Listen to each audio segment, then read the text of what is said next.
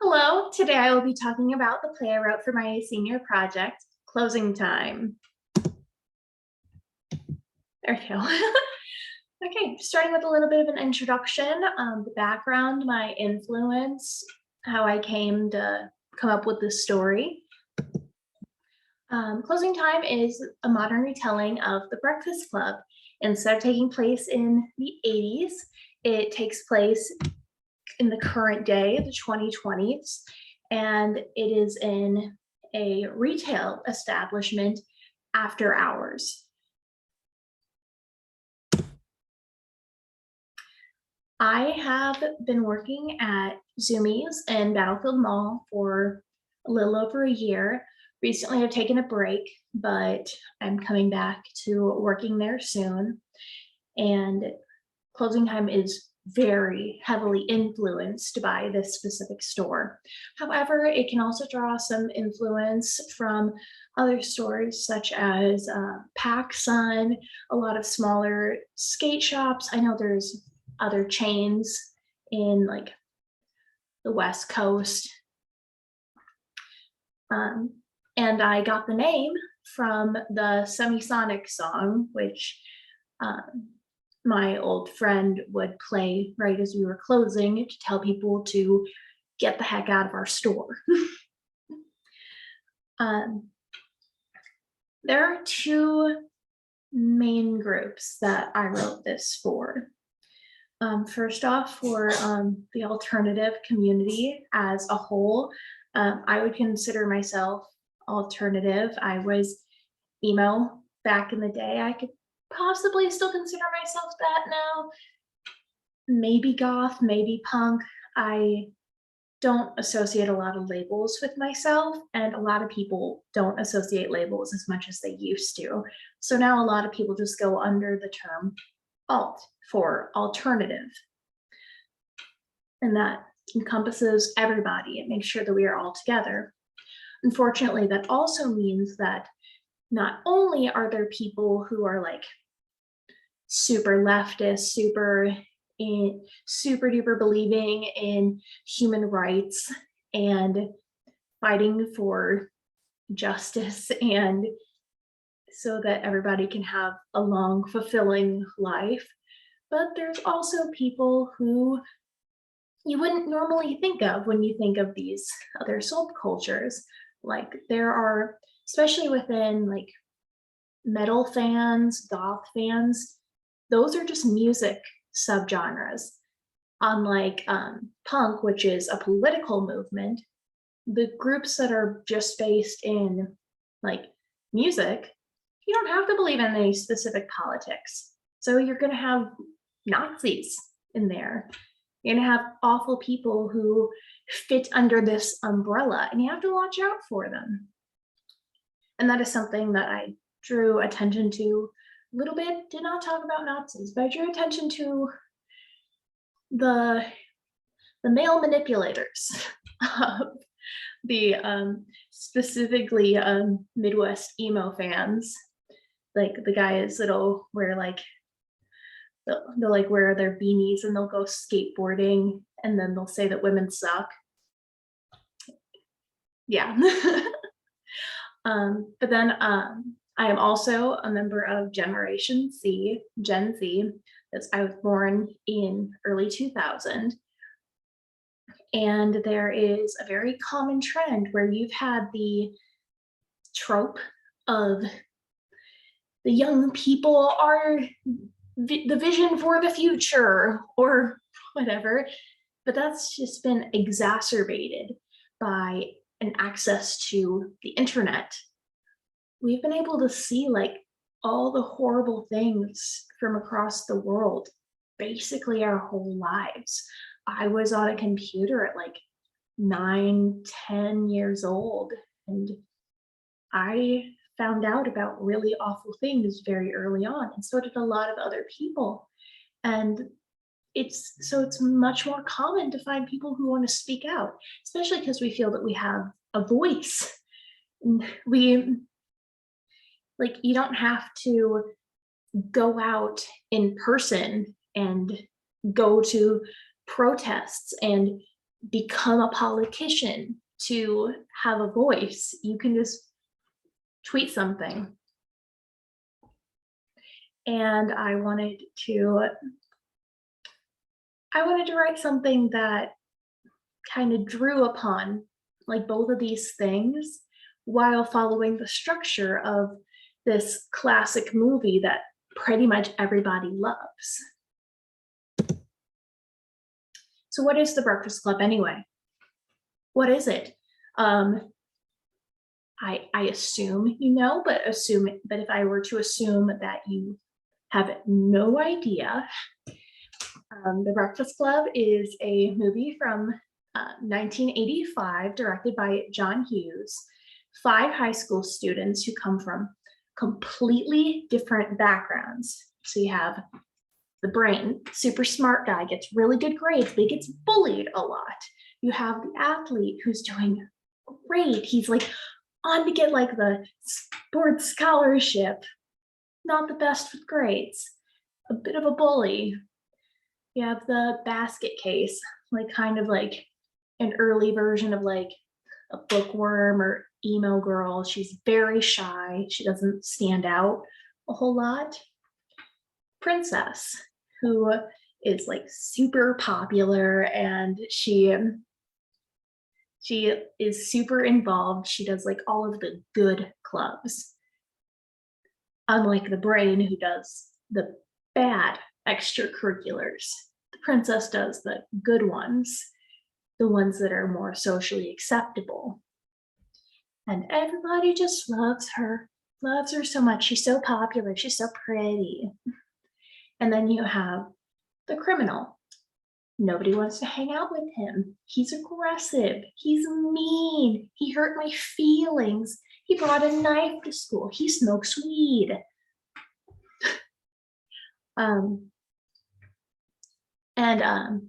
This was, from my understanding, as someone who was born in 2000, I personally did not go to a high school where you had like very hyper specific labels.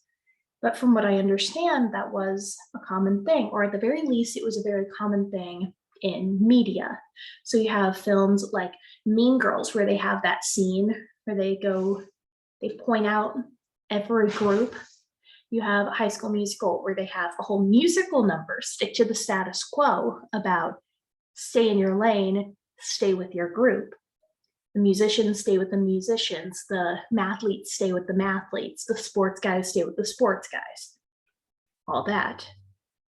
Geek Charming is kind of a subversion of that. You have the geek and the princess, and they're forced to hang out with one another.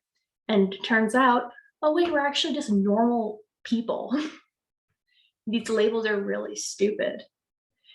And these are just seen in a lot of these. And funnily enough, they are all divided up at lunch in each of these stories, because that's when the whole student body is together and you can put people into these little groups. While not as blatant, the movie Lemonade Mouth is another kind of example of this. They don't say, this is this person, this is this person, this is this person. However, I've noticed that they have like archetypes. They have turned the labels from Breakfast Club into specific archetypes, more than just labels. And I'll go through that later. But I had a super fun time analyzing each of these characters.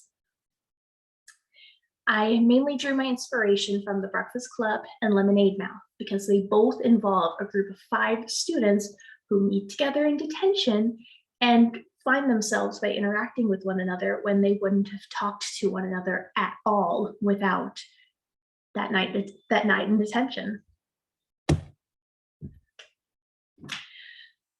Another thing I love about both of these movies is that they focus very heavily on social awareness.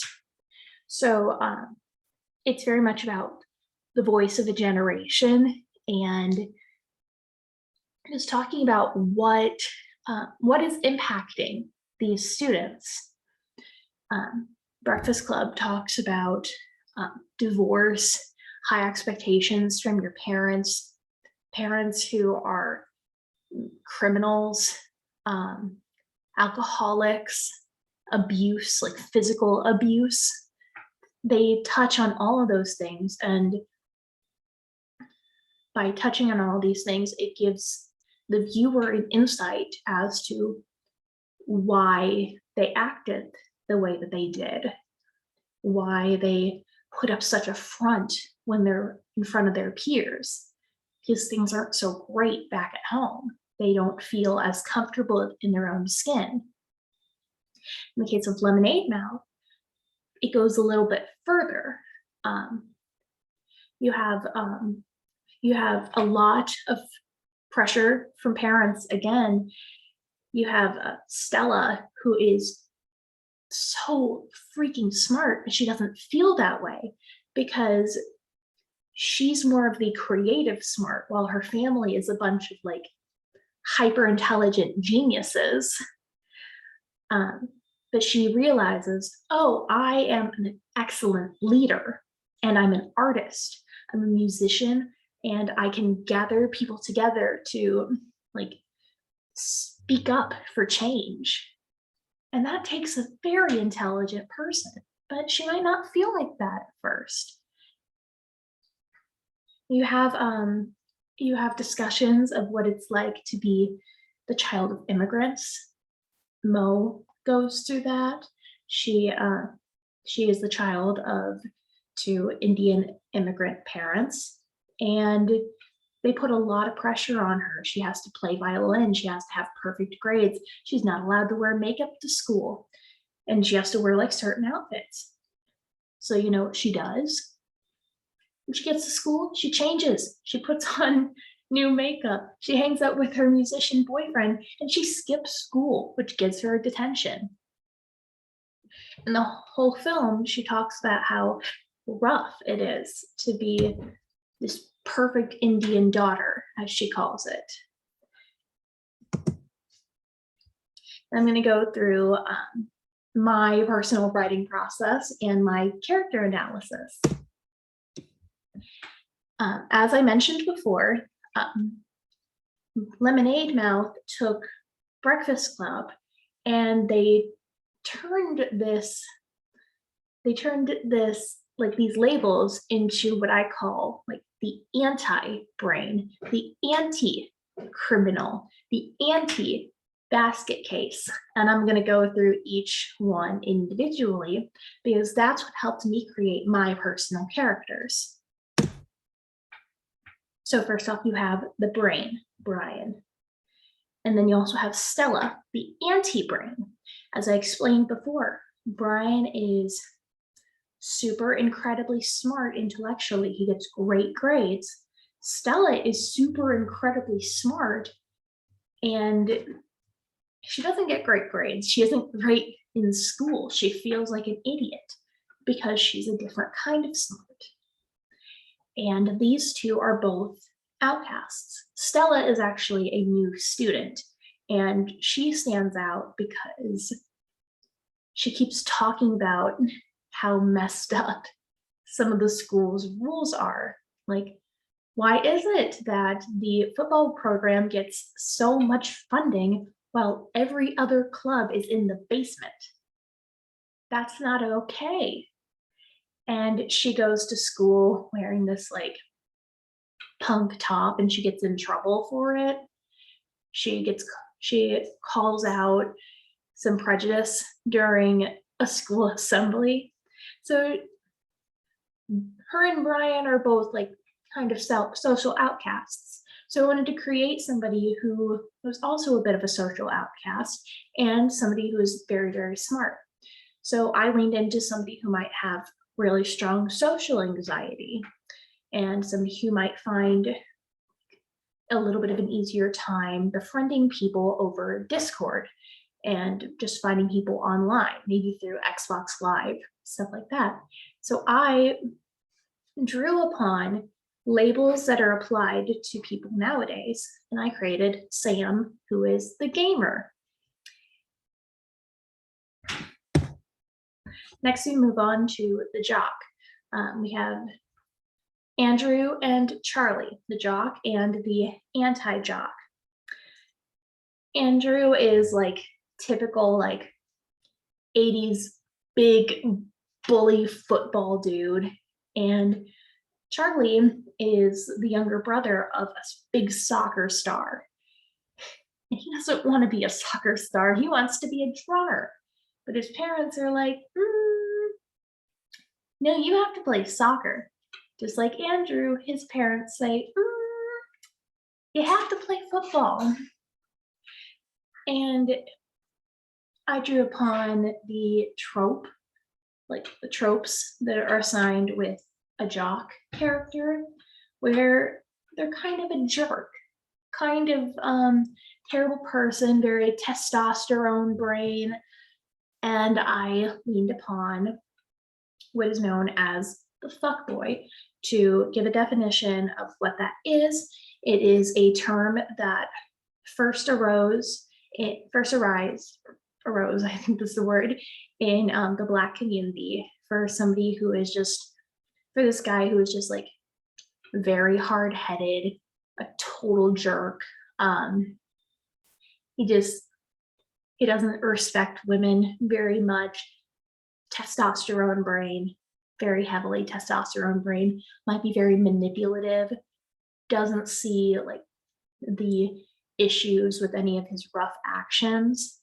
And that term has grown to cover any guys who have those features, who are just outright jerks, testosterone brain, do not respect women.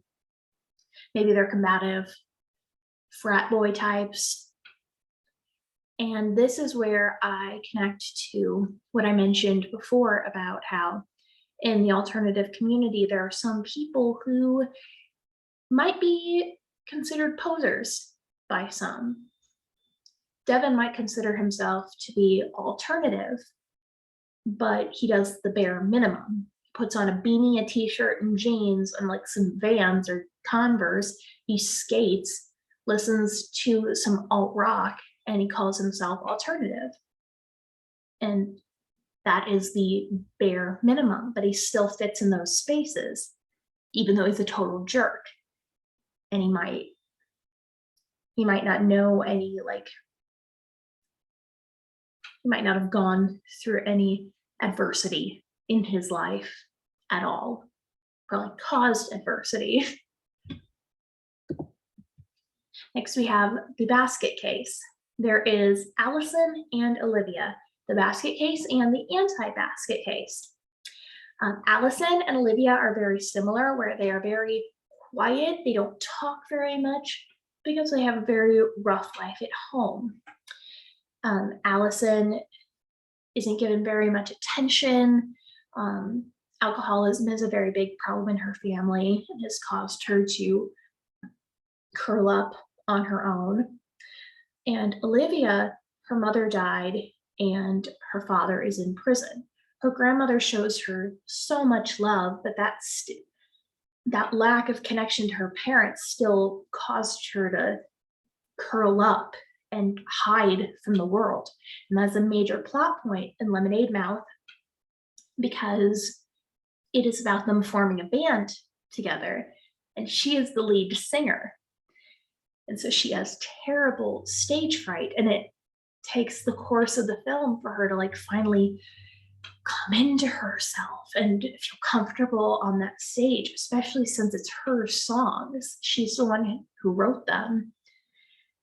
And so I drew upon both of these characters, and I created somebody who is more soft-spoken, more feminine, and I wanted to draw upon the soft girl. The soft girl is a more new phrase. I don't think it has a specific definition at this point, but generally speaking, somebody who wears a lot of soft tones, a lot of pastels.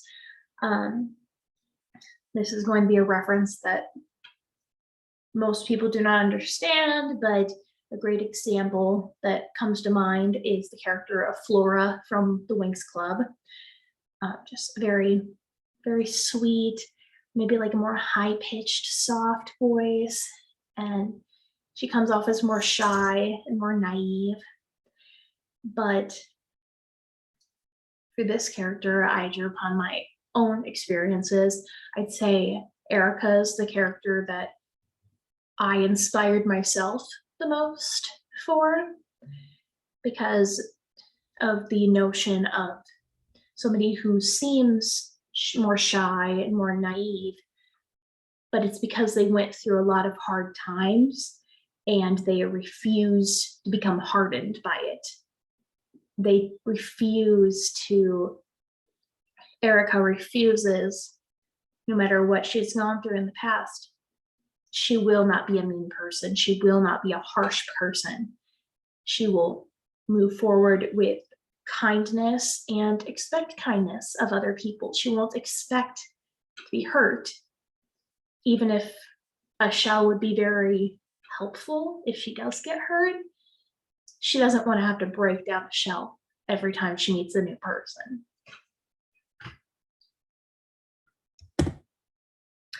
And then we have the princess.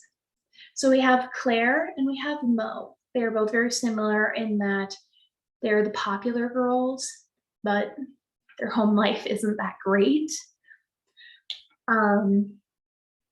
As I explained before with Mo, she comes from an immigrant family, and every day she comes to school and she rebels because that is the only way she can catch a break. She feels so confined, and that is the only time she can just let loose a little bit, is during the school day. And then there's Claire, who's just trying to stay out of trouble. She gets her breaks because her dad will like apologize to her with shopping sprees and big glamorous gifts. And for this one, I wanted to challenge myself to assign the princess role to a boy instead of a girl. It would have been very easy to just follow this structure. Another popular girl, but I wanted to make it a guy, and I wanted to make it somebody who, when people talk to him, it's just very easy. He's joking with people immediately. He always knows what to say. People feel seen when they're talking to him. But the flaw in that is that he doesn't share his own opinions that much. He doesn't share his true colors as much because he's trying to work as a mediator and he's trying to keep everybody happy. He might come off as a people pleaser or a devil's advocate type. And some people might not like him, specifically Tabby, who I will be getting to in a little bit, because he's too neutral. And finally, we have the criminal. We have John and Wen, the criminal and the anti-criminal. Now, Wen is not a criminal, but he does have lots of anger issues. His mother passed away, similar to Olivia, and his father got a girlfriend who's just way too young for him. I agree with Wen that probably shouldn't have a girlfriend who's like, I don't know, I don't remember how young the girlfriend is exactly. I feel like she might be a little too young, but they have a really good relationship, and that's just driving Wen insane. He's like, this woman is too nice, she's too young, this is going too well, I want it to crash and burn because we're forgetting about my mom.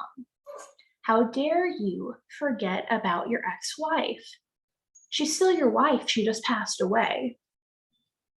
And so he has two major issues.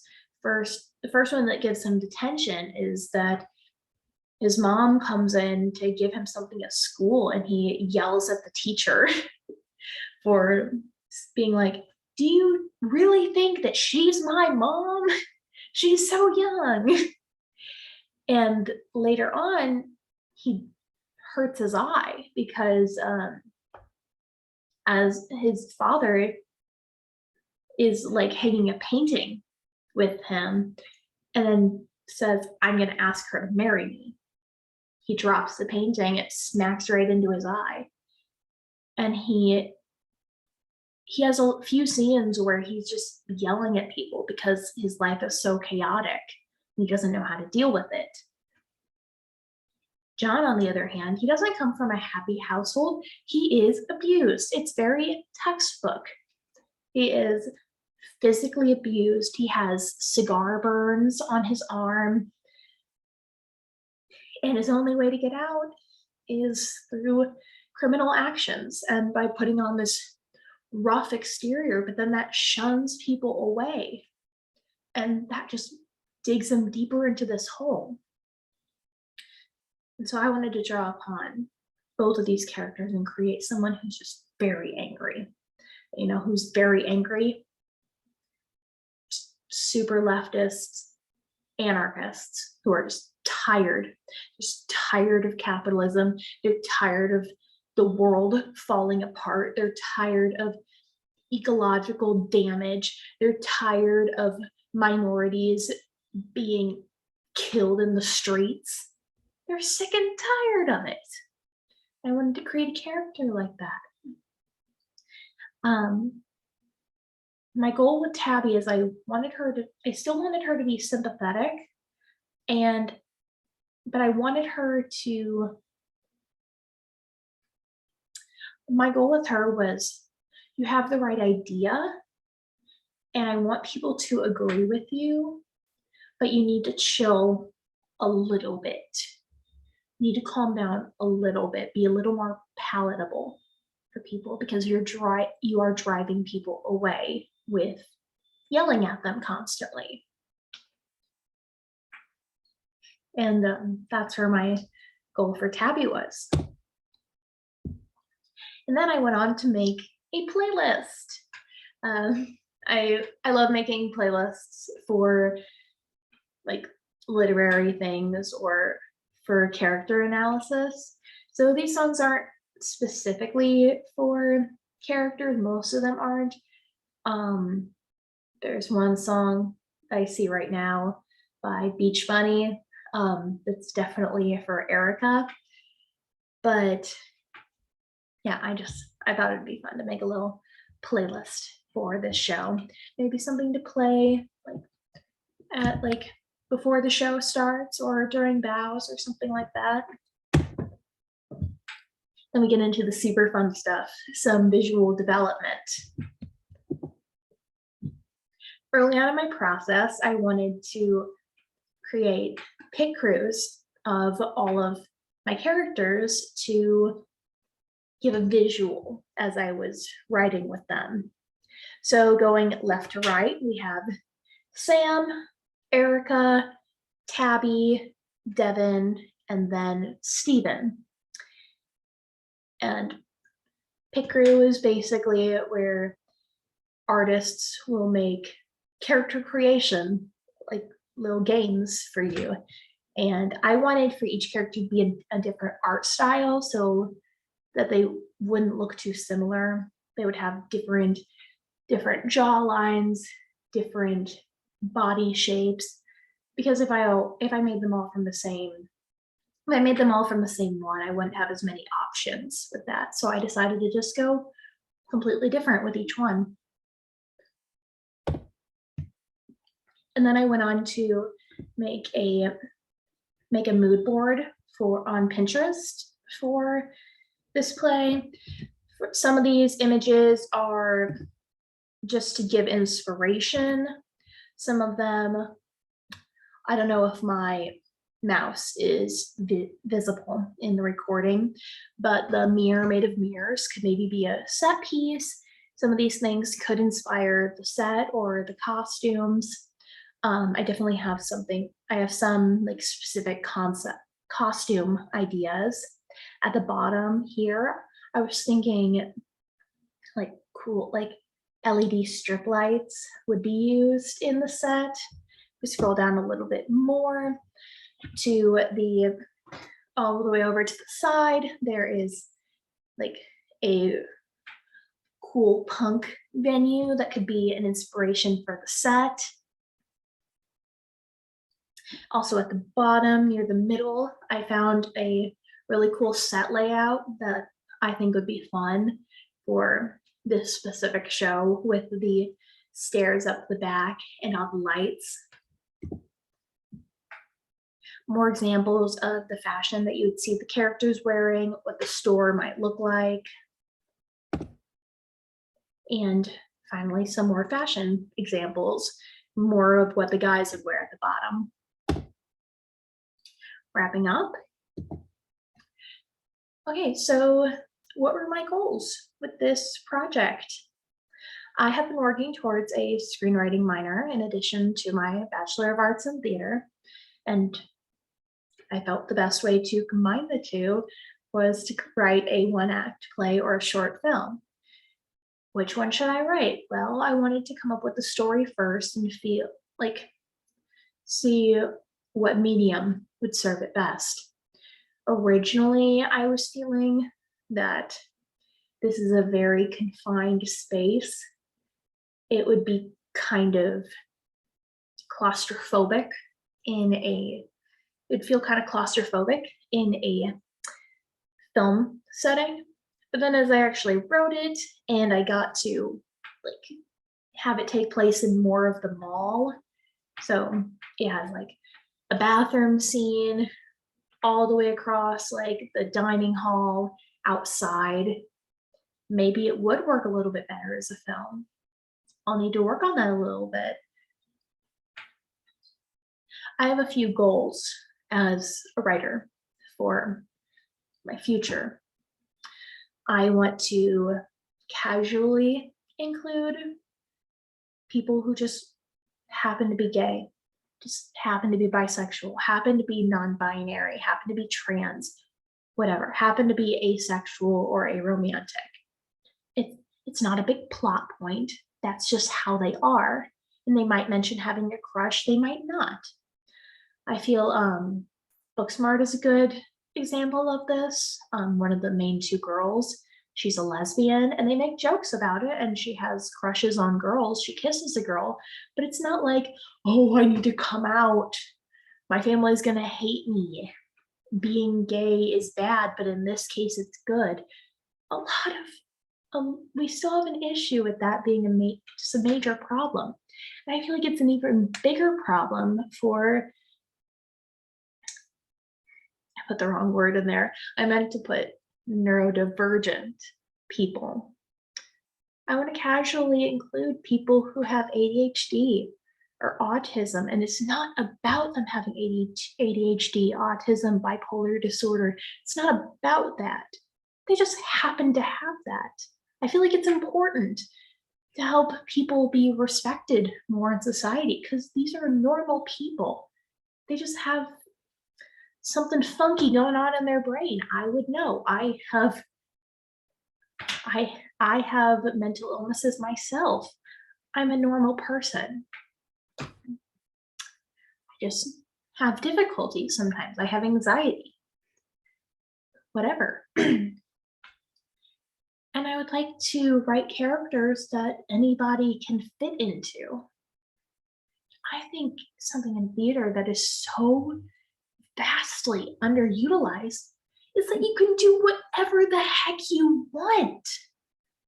Oh my gosh, you can and if you don't like a casting decision in a certain play or musical, okay, you'll probably see it again in a few months, a year, a couple years. You'll probably see that same show again. It'll be completely different, and you might like it then.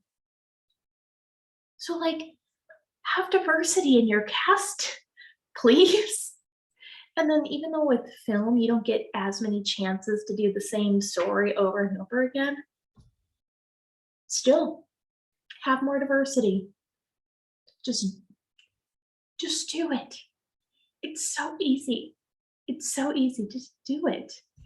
And I want to create characters that make that a little bit easier. I am a big sucker for 2000s teen movies. I mentioned a few of them earlier, but then just off the top of my head, Confessions of a Teenage Drama Queen, A Cinderella Story.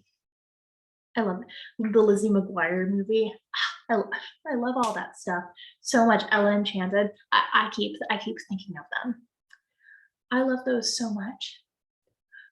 But I hate that a lot of them take place in high school when we could have more stories that like take place in college or just happen to be about adults and you can do all the same stuff, but the only difference is like we aren't sexualizing minors.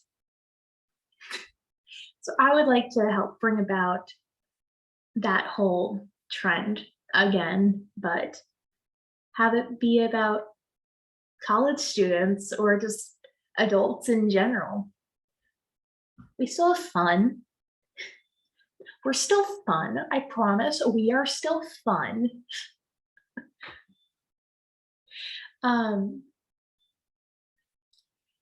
I also I want to help bring about films and plays that have like newer humor, newer, fresher ways of seeing the world, just a newer voice.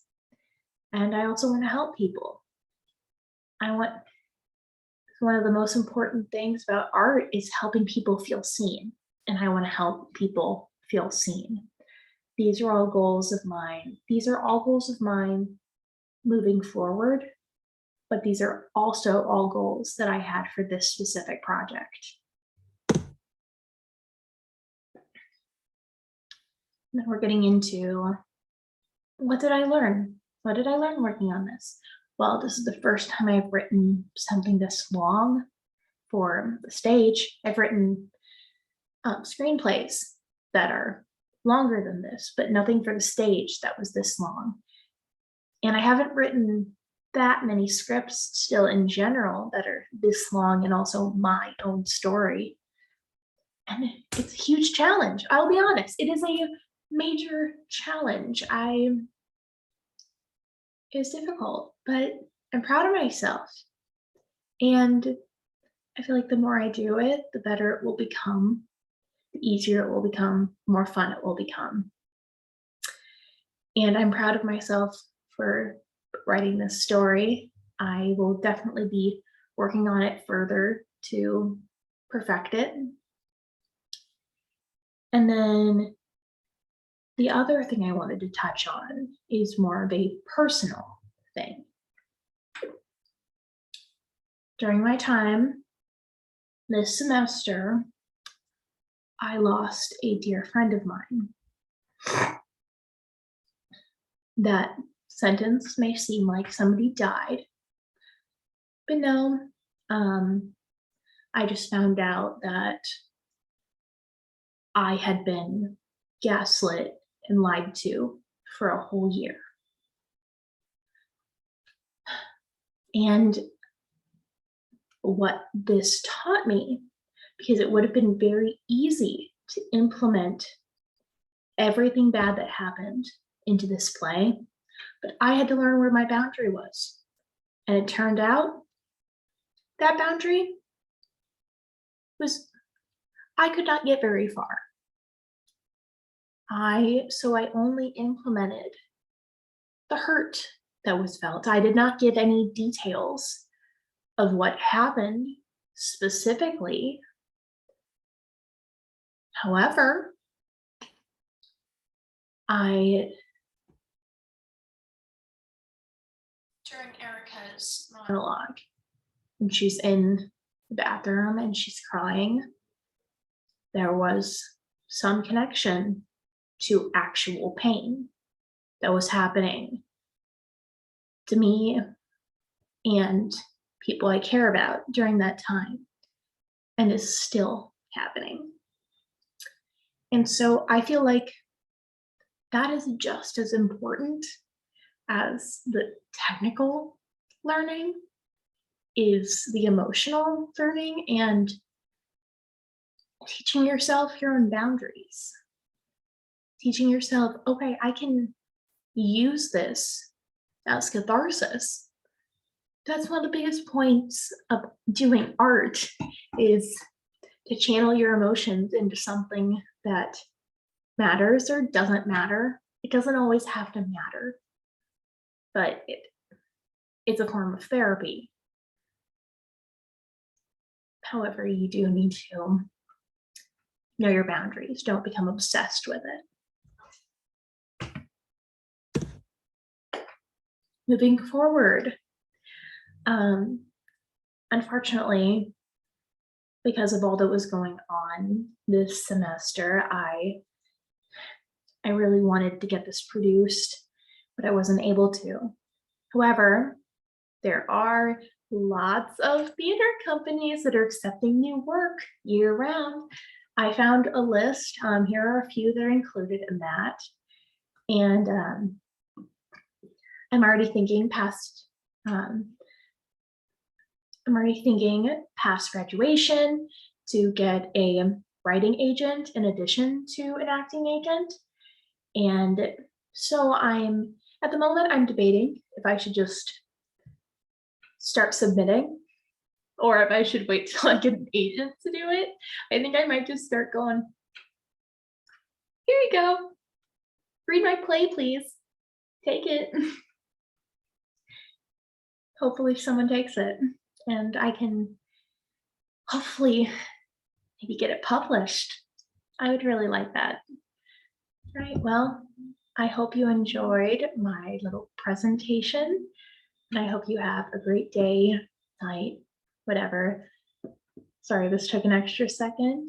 Have a great one.